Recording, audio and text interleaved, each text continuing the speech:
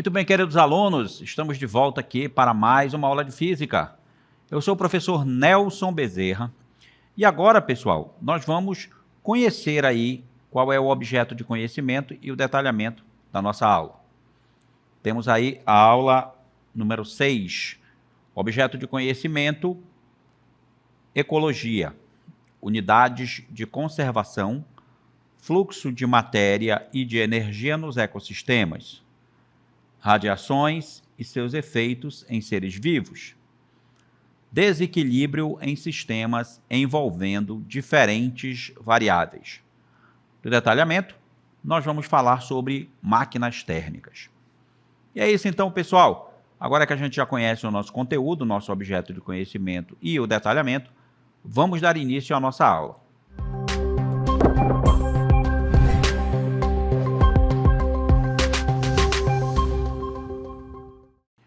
Muito bem, meus queridos alunos, estamos de volta agora para falar de um conteúdo muito importante aí do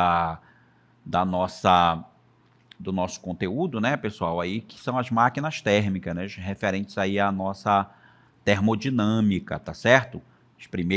A primeira lei, a segunda lei da termodinâmica e a lei zero da termodinâmica são aquelas leis que regem aí o funcionamento, então, das máquinas térmicas. Primeiramente, vamos aqui ver qual é o conceito para uma máquina térmica. Pessoal, as máquinas térmicas são máquinas capazes de converter calor em trabalho.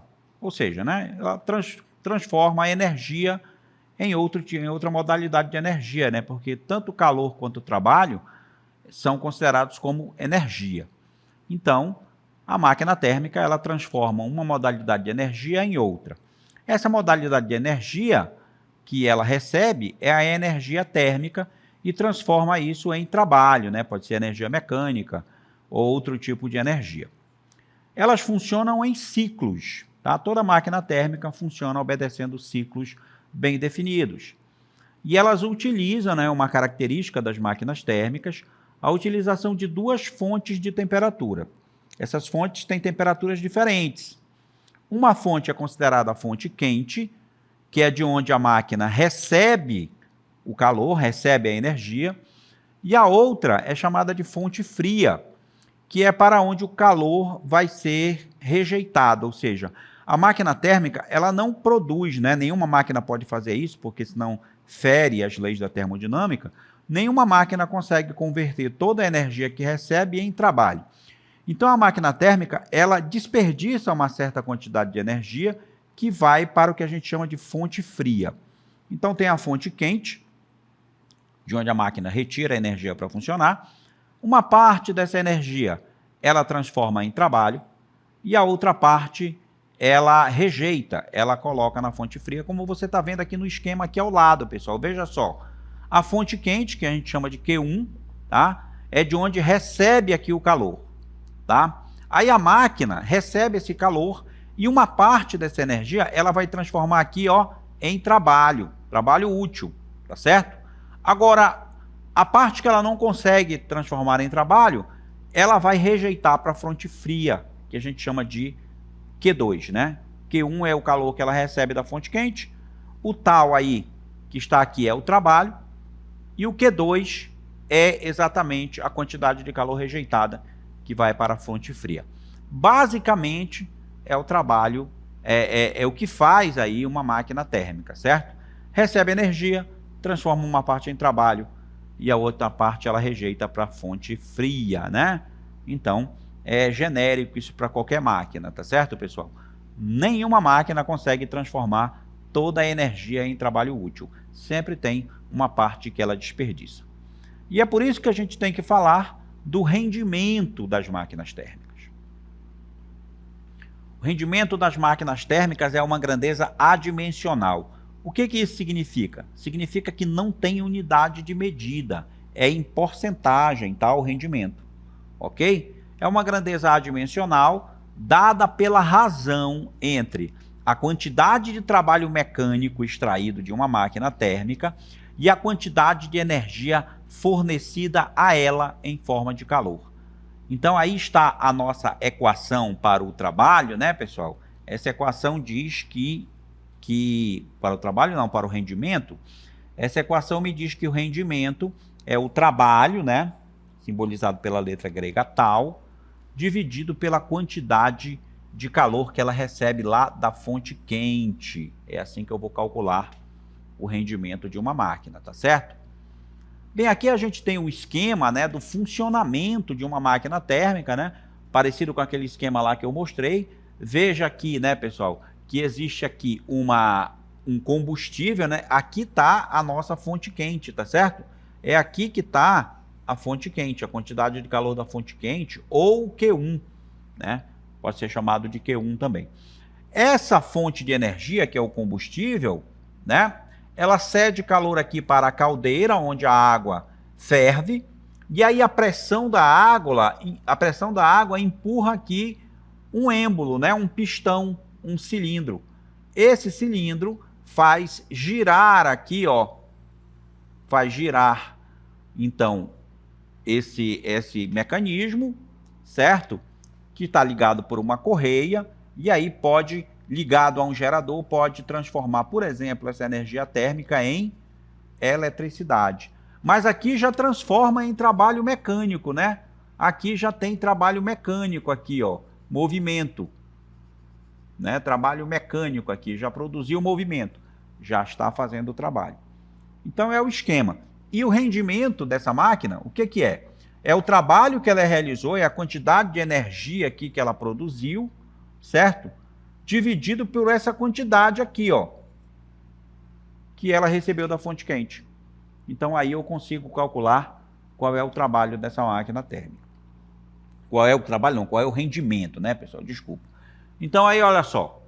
Quanto maior o rendimento de uma máquina, maior será a sua eficiência, tá legal?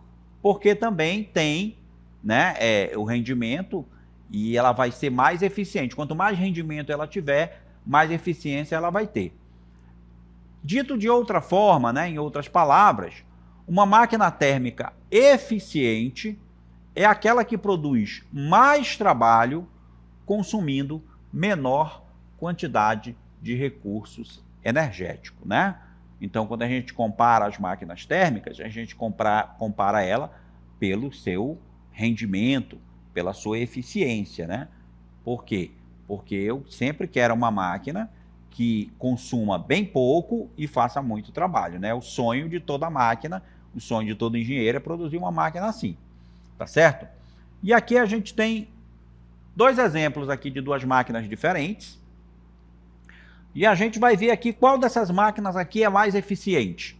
Qual delas é uma máquina que tem maior eficiência, que tem um maior rendimento, que rende mais do que a outra.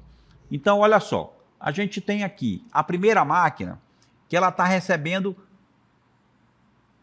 1.200 Kelvin de temperatura, tá certo? É aquela fonte quente, né? Essa fonte quente está a 1.200 Kelvin, então essa fonte quente vai transferir uma certa quantidade de energia para a máquina, né? A máquina está dita aqui como sendo um motor, tá certo? E a máquina 2, ela também está com a mesma temperatura da fonte quente de 1.200 Kelvin, transferindo também uma certa quantidade de energia para o motor. Essa quantidade de energia para o motor aqui, pessoal, olha só, na máquina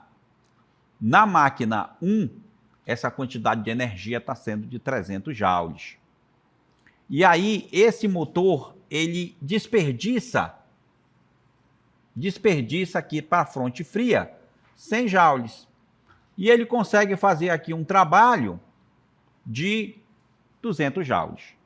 Olha só, a máquina ali recebeu 300, fez 200 joules de trabalho e desperdiçou para a fonte quente 100 joules, só que a temperatura da fonte fria, né? Desculpa, aqui, a fonte fria. A temperatura da fonte fria é 400 Kelvin.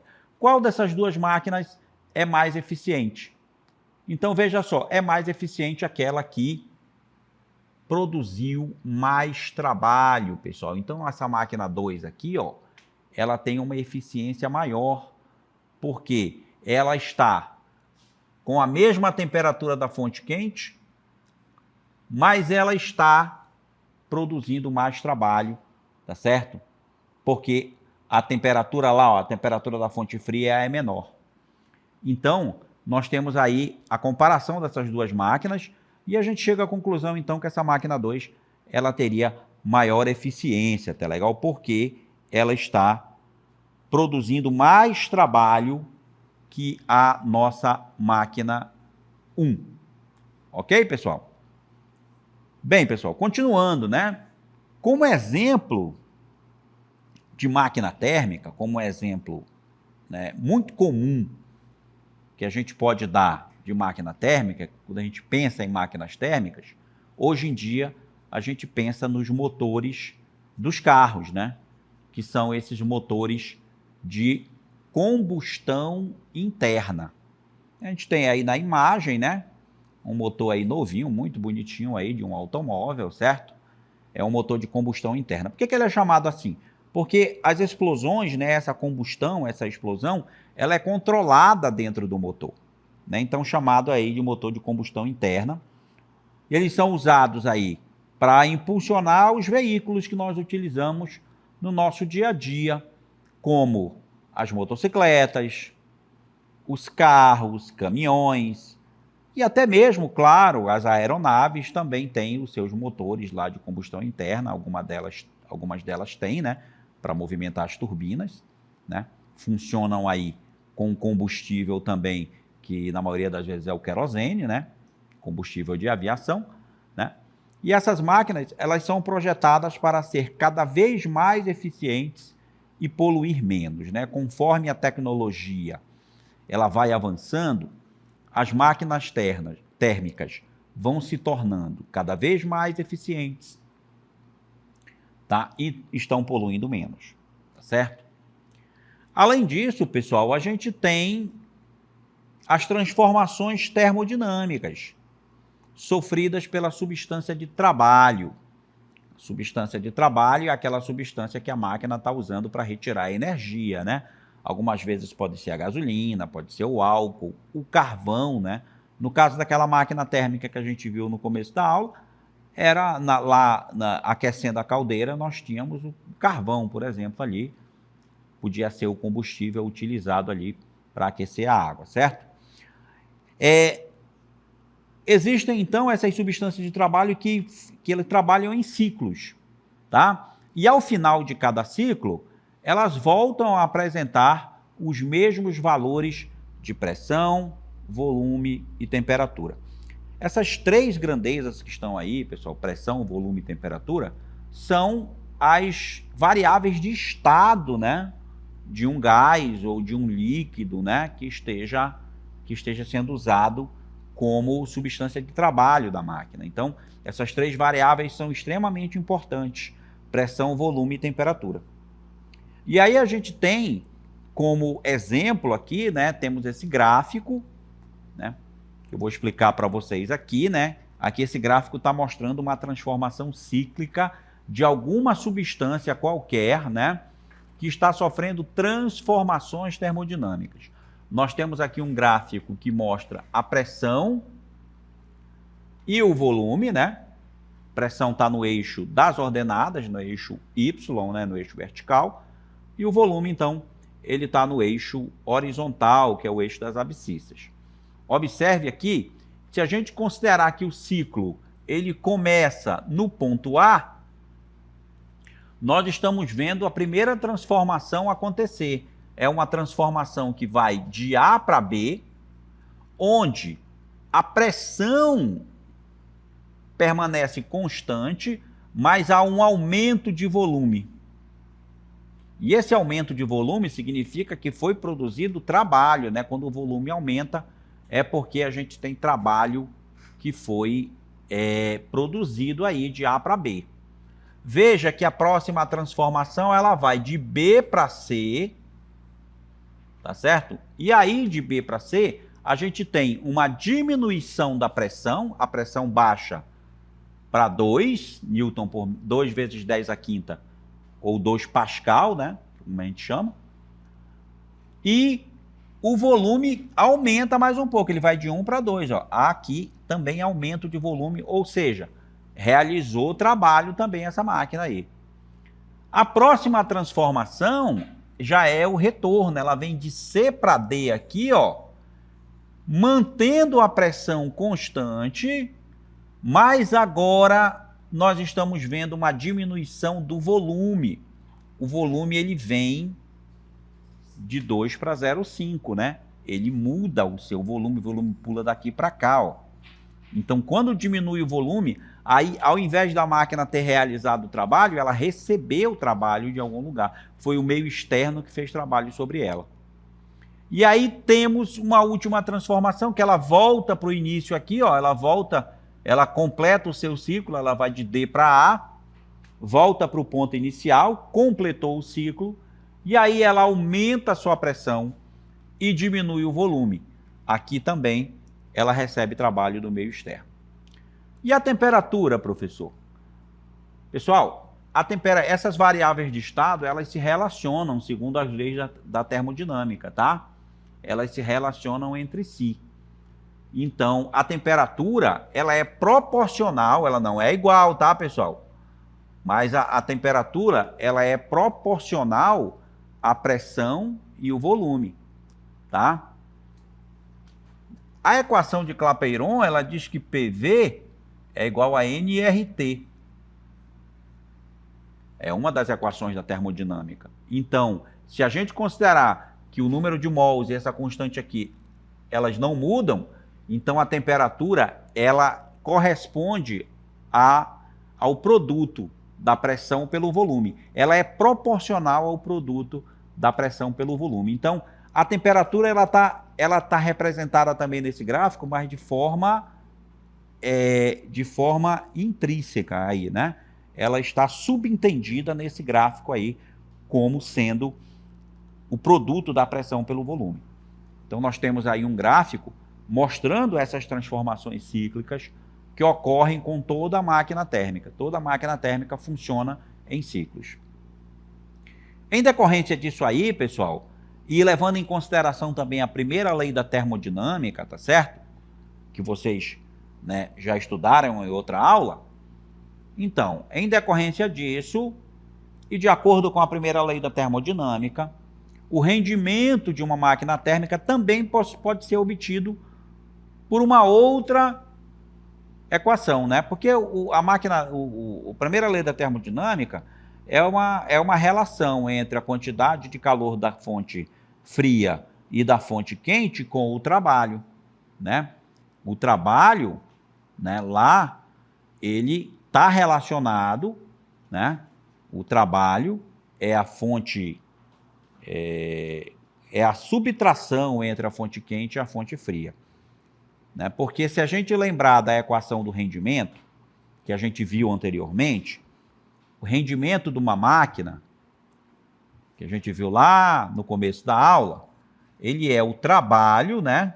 É o tal, dividido pela quantidade de calor Q1, que é a quantidade de calor da fonte quente. Então, a gente tira daqui que o trabalho é a quantidade de calor da fonte quente menos a quantidade de calor da fonte fria. Isso aí é a primeira lei da termodinâmica, tá, pessoal? Fazendo uma operação matemática aqui, uma simplificação matemática, a gente chega a uma outra expressão que eu posso calcular o rendimento a partir das quantidades de calor da fonte fria e da fonte quente, né? O rendimento é igual a 1 menos QF sobre o QQ. Esse QF é a quantidade de calor da fonte fria e o QQ é a quantidade de calor da fonte quente, tá legal? Então aí a gente tem uma outra expressão que é, na verdade, a mesma que a gente viu lá no começo, né? A definição geral, mas aí ela tem outros parâmetros para calcular o rendimento. Eu preciso das quantidades de calor da fonte fria e da fonte quente para calcular, então, esse rendimento. Bem, pessoal, continuando. Vamos ver aí que nós teremos agora o nosso primeiro exemplo aí de exercício para colocar em prática aquilo que a gente viu até agora. Então, nós temos aí o exemplo número 1. As máquinas térmicas, em geral, funcionam em ciclos. Isso você já sabe. Em cada ciclo, elas absorvem calor de uma fonte quente, produzem trabalho e cedem calor a uma fonte fria. Considere, então, uma máquina térmica que efetua 5 ciclos por segundo. Em cada ciclo, ela recebe 300 joules de uma fonte e rejeita 180 joules para uma fonte fria. Então, a gente tem as quantidades de energia, as quantidades de calor, né? Recebe 300 joules e rejeita 180. E o que é que eu quero saber aí nesse exercício? Determine, letra A, o trabalho realizado em cada ciclo. E letra B, o rendimento dessa máquina. Então, vamos usar a primeira lei da termodinâmica para resolver a letra A, né, pessoal? Por quê? A primeira lei da termodinâmica diz que o trabalho é a quantidade de calor da fonte quente menos a quantidade de calor da fonte fria, em módulo, né? Então, veja só. Se ele recebe 300 joules e rejeita 180, significa, então, que ele fez um trabalho de 120. É só diminuir 300 de 180, tá certo? Diminuindo 300 de 180, a gente vai encontrar, então, que o trabalho, né, é 120 joules. E aí, fecha a conta todinha, né, pessoal? Veja que se a máquina térmica recebe 300, faz 120 de trabalho, então ela jogou fora 180. O rendimento. Rendimento, como a gente viu, é trabalho, né, dividido pela quantidade de calor da fonte quente. Ou ainda, né, quantidade de calor da fonte quente menos a quantidade de calor da fonte fria, dividido pela fonte quente de novo, que foi a outra equação que a gente viu. Mas a gente está usando aqui aquela primeira equação do início da aula, em que o rendimento é o trabalho dividido pela quantidade de calor da fonte quente. Então, como eu tive aqui 120 joules de trabalho, foi calculado aqui, ó, dividido pelos 300 joules que foi recebido aqui na fonte quente pela máquina, né? Eu vou fazer essa divisão, posso cortar um zero com o outro, 12, simplificando aí por 3, né? Então, eu vou ter que o trabalho é 4 dividido por 10, ou, trabalho não, desculpa, pessoal, é o rendimento, tá? O rendimento, 4 dividido por 10, que dá 0,4. Transformando em porcentagem, eu vou descobrir, então, que essa máquina tem um rendimento de 40% apenas, né, pessoal? Você pode pensar assim, é um baixo rendimento. Concordo com você, as máquinas térmicas, os motores a combustão, eles têm um rendimento baixo, né? Eles desperdiçam muita energia. Por isso que os motores elétricos, eles são bem mais eficientes, tá certo? Porque a eficiência do motor elétrico é muito melhor, o rendimento é muito melhor, chega a casa de 90%. Mas então, pessoal, para melhorar o rendimento das máquinas, que não é tão bom, foi instituído aí o ciclo de Carnot. Vamos ver agora o que é, então, esse ciclo de Carnot. Até meados do século XIX, acreditava-se ser possível a construção de uma máquina térmica ideal, que seria capaz de transformar toda a energia fornecida em trabalho, obtendo rendimento total de 100%, e isso aí, como eu já disse para você, é impossível. Nenhuma máquina, isso fere a segunda lei da termodinâmica, nenhuma máquina consegue ter rendimento de 100%. É impossível, tá certo? Mas foi instituído nas máquinas térmicas um ciclo que faria com que essa máquina tivesse o maior rendimento possível. Não vai chegar a 100%, mas vai melhorar o rendimento. É o que a gente chama do ciclo de Carnot. O ciclo de Carnot, ele é um ciclo fechado, como você vê aí as 4 transformações, né, que acontecem no ciclo de Carnot. O processo de 1 para 2, processo de 2 para 3, 3 para 4 e volta do 4 para 1. Tá certo? E aí o ciclo de Carnot tem a ideia de melhorar o rendimento da máquina térmica. Então, para demonstrar que não seria possível, né, um rendimento de 100%, o engenheiro Nicolas Carnot, tá aí o cidadão, né, viveu entre 1796 e 1832, propôs uma máquina térmica teórica que se comportava como uma máquina de rendimento total, estabelecendo um ciclo de rendimento máximo, que mais tarde passou a ser chamado de ciclo de Carnot. Está aqui, ó, o gráfico aqui, nós vamos ver na nossa TV interativa, o ciclo de Carnot, os 4 ciclos que acontecem aqui. Então, esse ciclo ele é composto de 4 processos independentes da substância. Primeiro, de A para B, a gente tem uma expansão isotérmica, ou seja, aumenta de volume, mas sem mudar a temperatura. O sistema recebe calor e realiza trabalho contra a vizinhança. De B para C, continua se expandindo, mas é uma expansão adiabática, ou seja, aumenta o volume, mas não há troca de calor com o meio. O sistema não troca calor, mas realiza trabalho contra a vizinhança. De C para D, a gente tem uma compressão isotérmica, ou seja, volume diminui, temperatura permanece constante, o sistema perde calor e recebe trabalho da vizinhança. E na última transformação, de D para A, fechando o ciclo, é uma compressão adiabática, ou seja, eu tenho uma diminuição de volume, mas o sistema não troca calor com a vizinhança. Ele recebe trabalho da vizinhança. Então, esse sistema aí, né, essas 4 transformações aí, é conhecida como o ciclo de Carnot. Numa máquina de Carnot, a quantidade de calor que é fornecida pela fonte de aquecimento e a quantidade cedida à fonte de resfriamento são proporcionais às suas temperaturas absolutas. Então, na máquina de Carnot é estabelecido que há uma proporção entre as quantidades de calor e as temperaturas da fonte fria e da fonte quente. Assim, pessoal, eu posso calcular então o rendimento da máquina de Carnot pela seguinte equação: N é igual a 1 menos T2 menos T1, onde T2 é a temperatura absoluta de resfriamento, da temperatura da fonte fria, e o T1 é a temperatura absoluta da fonte quente, lá da fonte de aquecimento.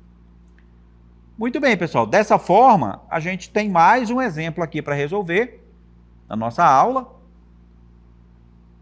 né? E a gente vai concluir o seguinte: para que haja 100% de rendimento, todo o valor, todo o rendimento, todo o calor vindo da fonte de aquecimento deverá ser transformado em trabalho, pois a temperatura absoluta da fonte de resfriamento deverá ser 0 Kelvin. Partindo daí, conclui-se que o zero absoluto não é possível para um sistema físico, né? Daí a explicação para o zero absoluto lá da escala Kelvin. E aí, o nosso exemplo número 2, uma máquina térmica que funciona obedecendo o ciclo de Carnot consegue, teoricamente, obter o máximo rendimento possível. Qual o rendimento máximo teórico de uma máquina a vapor cujo fluido entra a 560 graus Celsius e abandona o ciclo a 200 graus Celsius? Então, essas aqui são as temperaturas, né, pessoal? Temperatura T1, que é da fonte quente, e aqui eu tenho a temperatura T2, que é da fonte fria. Para calcular o rendimento, eu uso a equação que a gente acabou de ver. Rendimento de uma máquina de Carnot é 1 menos T2 dividido por T1. Agora, muito importante que você entenda, pessoal, essas temperaturas aqui são absolutas, ou seja, elas têm que estar na escala Kelvin. Por isso a transformação, veja, a temperatura T2 é 200 Celsius. Para transformar em Kelvin, soma com 273. A temperatura T1 é 560. Para transformar em Kelvin, soma com 273 também. Por isso que está aí, ó, 200 mais 273 dividido por 560 mais 273. Fazendo a soma aqui, né, pessoal, a gente vai ter 473 dividido aqui, ó, por 833. Quando você divide, então, 473 por 833, você vai encontrar, ó, 0,567.